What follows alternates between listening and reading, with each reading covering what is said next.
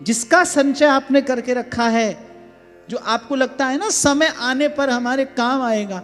मैं तो कहता हूं मनुष्य की बुद्धि कैसी है, आदमी कहता है हाय हाय कल रोग बीमारी होगी, ये पड़ा धन काम आएगा।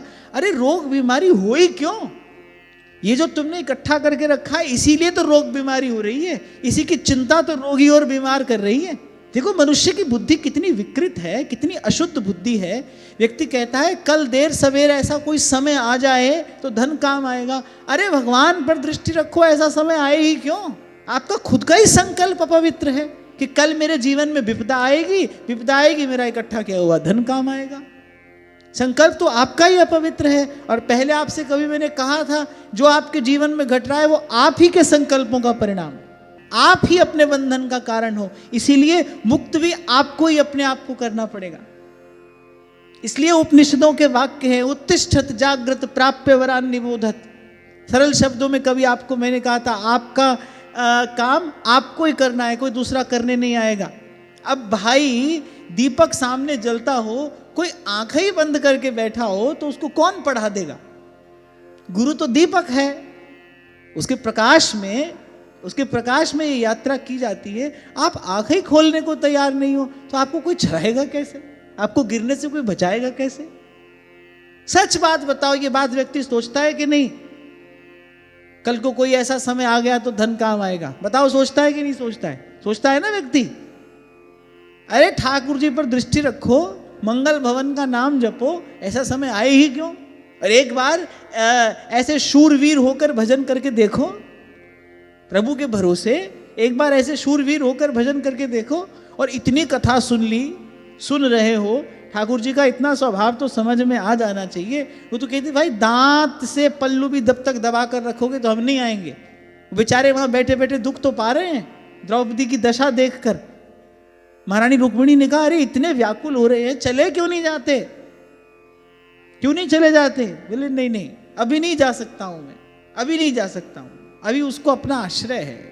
इसीलिए श्रीमद् वल्लभाचार्य महाप्रभु श्री सुबोधिनी जी में कहते हैं, श्री कृष्ण की कृपा, श्री कृष्ण की पुष्टि प्राप्ति में, अनुग्रह प्राप्ति में अगर सबसे बड़ी कोई बाधा है तो वो पराश्रय है, दूसरे का आश्रय, किसी पर वस्तु का आश्रय है। और दूसरे का आश्रय माने दूसरा व्यक्ति नहीं। बल बहुत हुआ तो व्यक्ति लगता है भाई हम अपने आप कर लेंगे अपना काम।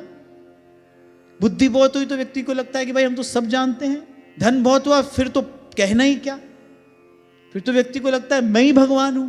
धन बहुत अधिक हो जाए तो व्यक्ति को लगता है भाई मैं ही भगवान हूं, सबको खिलाने वाला मैं हूं। ये जो सब सुख है, सुविधा दिखाई पड़ रही है, हम ही तो दे रहे हैं। छत्रपति शिवाजी के मन में एक बार इतनी सी बात ही तो आ गई थी, जब उनके राज्य में अकाल पड़ा, प्रजा त्राही करने लगी, उन्होंने खोल दिया अपना सारा भंडार, सब लोग सुखी हो गए। ऐसे बैठे बैठे मन में कहा कि यदि मैं अपना भंडार ना खोलता तो सब मर जाते।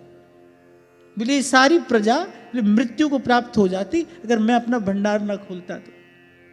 पर उनके गुरु सच में समर्थ थे, केवल नाम से ही समर्थ रामदास नहीं थे, वो सच में सर्व समर्थ गुरु थे। और जैसे कछुआ होता है ना, बड़ी दूर से अपना अंडा से लेता है, ऐसे ही समर्थ सदगुरु की दृष्टि रहती है अपने शिष्य पर। बोले अब इसके मन में ये जो गड़बड़ हुई है, ये बड़ा भारी विघ्न इसकी यात्रा में उपस्थित कर सकती है। बस अगले दिन पहुंच गए। अब शिवाजी भी बड़े समर्पित शिष्य थे, गुरु चरणों में उनकी अटूट निष्ठा थी। गुरुदेव आए हैं, आज तो उत्सव का दिन है, मेरे घर आया राजा राम जी का प्यारा, सुंदर सिंहासन पर बैठाया, चरण धोए, चरणामृत शिरोधार्य किया। और बस ऐसी कुछ चर्चा हो ही रही थी और समर्थ रामदास प्रभु के झोले में एक पत्थर था, वो जो उस निकालने लगे, लीला कर रहे थे गुरुदेव, पत्थर हाथ से छूटा, टूट गया। अब जब पत्थर टूटा तो वो क्या देखते हैं, उसमें एक कीट है, एक कीड़ा, वो जल पी रहा है। शिवाजी बड़े आश्चर्य में पड़ गए, बोले इस पत्थर के बीच में ये कीड़ा, यहां इसको जल देने वाला कौन है? तो समर्थ रामदास कहने लगे, बोले आजकल तो जीवन दाता एक ही है पृथ्वी पे और वो तुम हो। इस समय तो बोले जीवन दाता तुम ही तो हो।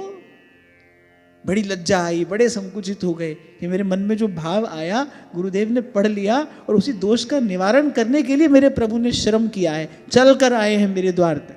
इसीलिए सहजोबाई कहती है, हम बालक तुम माए हमारी, पल पल माए करो रखवारी।